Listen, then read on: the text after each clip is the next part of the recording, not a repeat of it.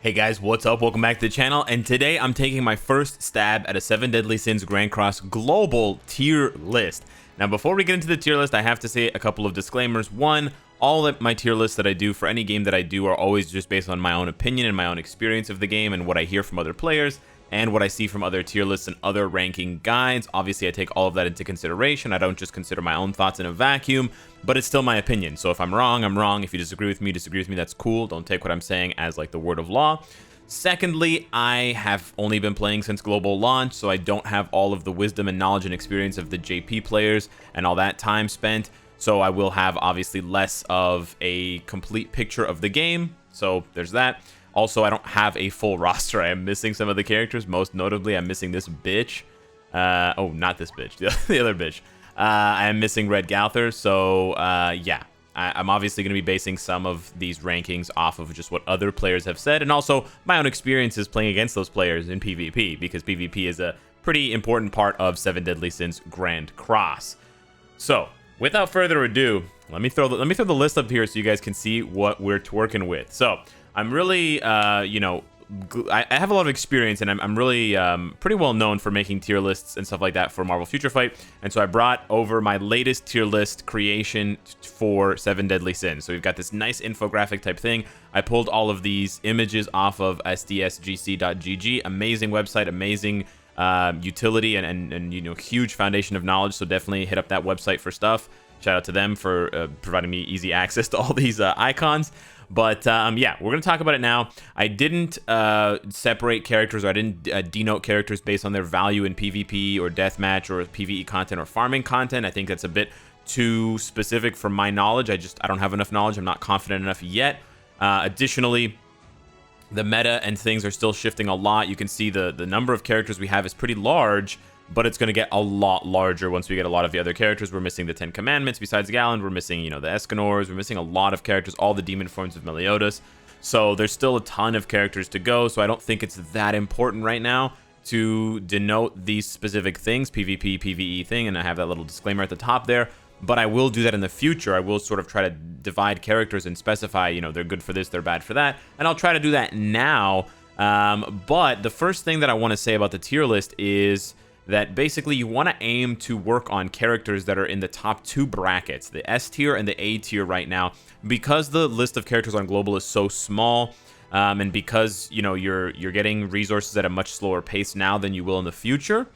You want to make sure that you're using those resources as efficiently as possible. Efficiency is the most important thing right now, because the more mistakes you make in the beginning, the harder it's going to be later on to catch up. You think about it like a race. If you get out to a really great start in a race and you get ahead of a lot of people, you can make mistakes or kind of slow down in the middle or towards the end of the race, and people might catch up to you, but psychologically and in terms of other factors, you'll still have an advantage, especially at the beginning. But if you start off slow, it's so much harder to pick up the pace later on when you're already way behind all these players. Not to mention in mobile games, unlike my running analogy, your value will compound. So the more good choices you make now for character building, the more it's going to improve your rewards now and later, which will then compound so you can get more characters, so you can get more rewards, and it snowballs. Now, of course, if you just want to play the game for fun, go ahead. You can build up, all the Grimoires you want and all the Hendricksons you want. But without further ado, let's get into the tier list. So we have the S tier class of character. These characters I feel like are best in slot, or basically like the #1 options for multiple pieces of content, or they're best in slot for one content and still very, very good for another piece of content.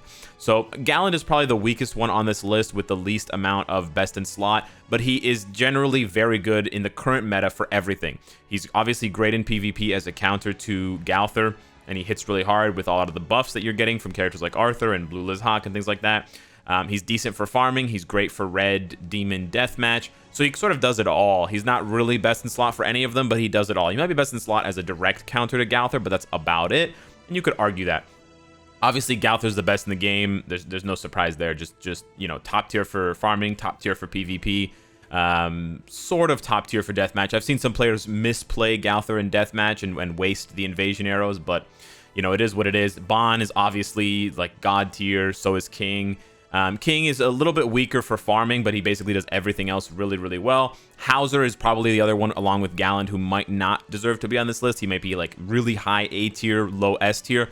Hauser is good for PvP still. He's obviously not good at all for deathmatch, so there's that. But then general PvE content, he's not bad at all, even the story stuff. And then obviously for farming, he's the god. So I thought he deserved to be on the list, and I think the efficiency sort of thing that I said earlier really applies especially heavily to someone like Hauser. Building up Hauser now, although he's not going to help you much in some content, and if you don't invest in his cosmetics, he can't help you in PvP. He's so good in farming and PvE content that he's going to, you know, accrue so many extra rewards, so much extra gold, so many extra, you know, potions or books or ingredients, whatever it is that you're farming, that he's just going to be very, very good. Lastly, I think on this list, I think the only one that players are probably sleeping on is probably Blue Liz Hawk. I think people are overvaluing Green King, and I think people are sleeping on Blue Liz Hawk. That's just what I want to say about that. Also, Jericho is there specifically for Guild Boss. She's also good at Deathmatch. She's good at PvP and other things, and she's okay for farming. But really, it's how good she is. Her and Liz Hawk are so good for normal and hard Guild Boss right now, the Knighthood boss, that they have to be up here because they're basically best in slot for those fights.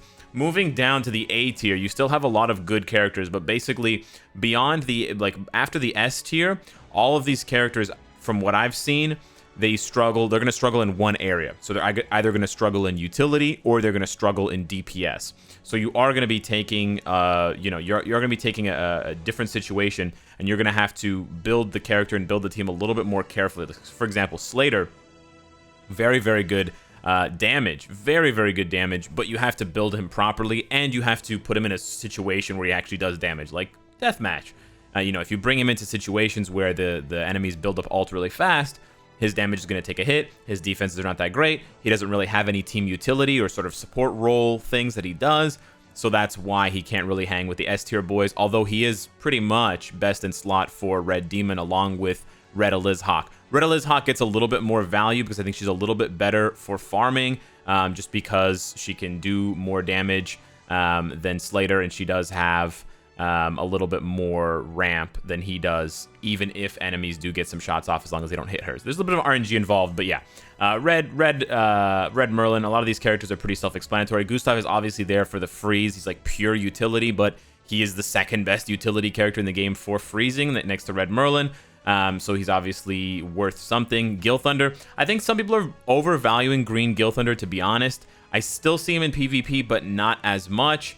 And yeah, he's good as a buff character, but yeah, I don't know. I'm just not that high on him. He actually is gaining value because of the buff meta with Arthur, because his lightning damage actually can do some serious damage because it does more damage based on how many buffs your enemy has. But I feel like a lot of the other tier lists I've seen, a lot of the other content I've seen, really puts Gil Thunder really high.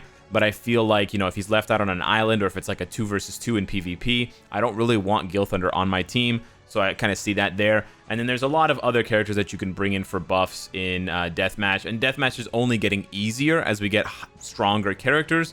And then once we get Extreme Mode for Hell Mode for Deathmatch, Gil Thunder is basically out of Red Demon. And he'll only be available for Grey Demon. He won't be available for Crimson Hell either. Lastly, I want to explain really quickly Blue Bon at the bottom of A tier. It might be confusing. He's actually not that good. He's probably more like mid B tier, maybe high B tier. But the reason why he's there is because I think a lot of people undervalue him for Red Demon. So I would say if you're a free-to-play player, or if you're a little bit more of a casual player, or if you're just a huge fan of Bon and you don't have Blue Slater, you don't have Red Liz Hawk, he's actually really good for Red Demon, and he's gonna stay good. Because once we get Extreme Mode, you can only use Blue against Red as type advantage. He also has another advantage. I think he gets 30 or 20% more attack, more damage against the Red Demon because of the whole lore with them attacking the forest and, Elaine and stuff like that. So he's actually not bad at all. He's not really good for much else besides Deathmatch. I mean, he's okay for farming, but he's really not bad at all for Deathmatch. He can really surprise you with the damage that he does. After A tier, so I said basically, a lot of the A tier characters, they have like really good damage or really good utility. Like obviously Gustav has like shit damage, but he's got amazing utility. Blue Diane has some utility and then like really crazy damage, especially her ult. So you've got that there. From the way I see it, from B tier down, you have characters that are either just like hyper good at one specific niche thing, or they're like a good support character. You get a lot of support buffs, you get a lot of support passives in this list of characters. These characters are not necessarily bad characters. It's just that, you know, building them up to be your top DPS is probably going to leave you wanting more. They're not going to carry your team, but they can definitely be the difference makers between, you know, not clearing a deathmatch and clearing a deathmatch, or losing a PvP match and winning a PvP match. And they're going to have long-term value in their associations and their connections to the A and S tier characters, so that you can't ignore the characters in B tier, but I don't think they should be getting the lion's share of your resources right at the beginning. So some really good examples are characters like Aloni. I'm going to drop back to the game here for a second so I can show you some of these passives really quickly in case you don't know them. So in Aloni's case, I haven't done too much building, but his unique, he gives HP attribute allies attack-related stats plus 10%. So he increases all attack-related stats. That's attack, crit damage, crit rate for all characters that are HP or green. So that's not only, that can be good for an all-green PvP team if you want it to be cheeky like that, but it's also really good for deathmatch. And well, we don't have, oh yeah, we have deathmatch against Grey Demon right now. And he's actually not a bad character in general. He has Shatter, so he ignores resistance, and then he also has Cancel Stance on his ult. So he's not the worst character ever. Another good example of like a B tier support character would be, what's his name? Mini Inuyasha? Smith? Simon.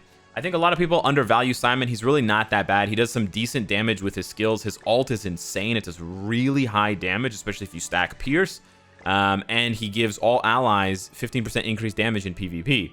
So he's sort of like the opposite of Green Gilthunder, who gives you defense. He gives you damage dealt. So this can be really, really good to give you that extra punching power in PvP, especially ungeared PvP.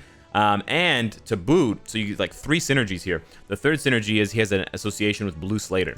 So if you're building a Blue Slater for Red Demon, build up Simon. He's going to give you a lot of value in the game. Probably one of the best examples of a sort of B tier character who isn't necessarily good on his own. Kane, his damage is like whatever. It's the unique. All allies get attack-related stats increased by 10% in deathmatch. So it's more applicable. It's more broadly applicable. It applies to all allies, regardless of whether they are blue, green, or red. It gives them 10% instead of Aloni's 15 in deathmatch. So a lot of players run Kane as the sub for all deathmatches, as long as it's not hell difficulty, where it locks you the typing that you can use. But it's these kinds of characters, you know, that have these passives. You know, even Twiggo has a good passive for PvP. You can check out his passive. Marma's passive is pretty good. Green Hendrickson down there in the second tier of B tier has a good passive. Both of the Dreyfuses have good passives. I was so shocked when I looked that up. They actually have decent passives. What's her name? Jillian and the SR Jerichos have decent passives as well. They're very specific niche passives, so you obviously want to consider your team long term when you're building them up, but they're actually not that bad. One in particular that I want to point out here is Blue Meliodas. He's at the far left or the far right of the B tier. Now, he's not a very good character. He's obviously much worse than Green Meliodas. But the reason why you want to build up Blue Meli is because, well, first of all, the hero's way is going to force you to build up Meliodas if you want the rewards. But you can pretty easily, once you do enough pulls, get his ultimate to max level. Because he's an SR character and you're just going to get SR coins for him. Sure, you could trade the SR coins. You could trade the gold coins for stamina pots or whatever the hell you used to trade them for. But not stamina pots. Anyways, you could trade the gold coins for something else. But leveling up his ult means that your association with a character, rather than taking 5% of his stats, will take 10% of his stats. So when you do this with any of the Eliz Hawks, which he has an association with, you get a massive bump in their stats. So as you can see here, if I switch over to the regular Green Meli, which I don't have coins for him because he's an SSR, well, okay, no, sorry. I have it confused. So I had it on the green and now I swapped to the blue. So you can see her stats jump. So here, I'm gonna set it to him and then go back to green. So we're at 10-3 for attack and almost 80k for HP. When we swap, you can see she drops and he's not even wearing gear. If he was wearing gear, that 10k is gonna go even higher. So these kinds of associations, these kinds of synergies are important to recognize in the rare and super rare characters. They're much easier to get their ults to level 6, which improves your association value from 5 to 10%. That's double when you factor in SSR and maxed out rare gear. That becomes a huge advantage. Lastly, we have the characters in the C tier.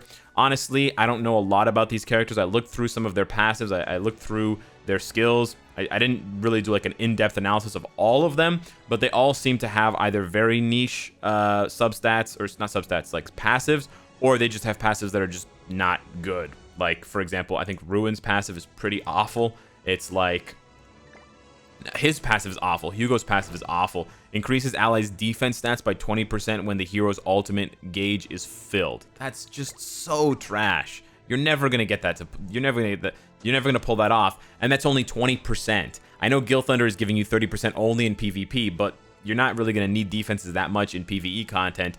And if you're dying in PvE content, defense is not the thing you need to improve. Ruins decreases allies' damage taken by 20% in deathmatch. This is not bad, but again, if you're taking damage and you're dying in deathmatch, it's probably not defenses that you need to work on. And if it is defenses, you should bring a healer, or you should bring someone who can buff your HP, like Arthur or Merlin. So it's really, you know, kind of a situation where there's just not enough value, or there's other characters who are just way better and do that thing way better than they do. Also, don't sleep on Marmus. So, with that being said, this is the breakdown for the tier list. Hopefully, the way I've explained the S, A, B, and C tiers really kind of makes sense. S tier is like the gods of the game that can just do everything, and you can slot them in on almost any team for almost any content, and they can actually perform. You can even just throw them into PvP, and they might actually get you wins regardless. A tier, you kind of get a little bit less value, but you still have a ton of either utility or damage or support. B tier, you're starting to lose damage. You're starting to just focus on one particular thing, like buffing or passives or things like that. And then C tier is kind of like the tier right now for characters that are memes, since probably need reworks and buffs pretty badly. So let me know what you think of my 7 Deadly Sins Grand Cross tier list. Let me know what you would change. Thank you so much for watching. If you want to find this infographic, it'll be on my Discord, link in the description, and I'll see you in the next one. Take care.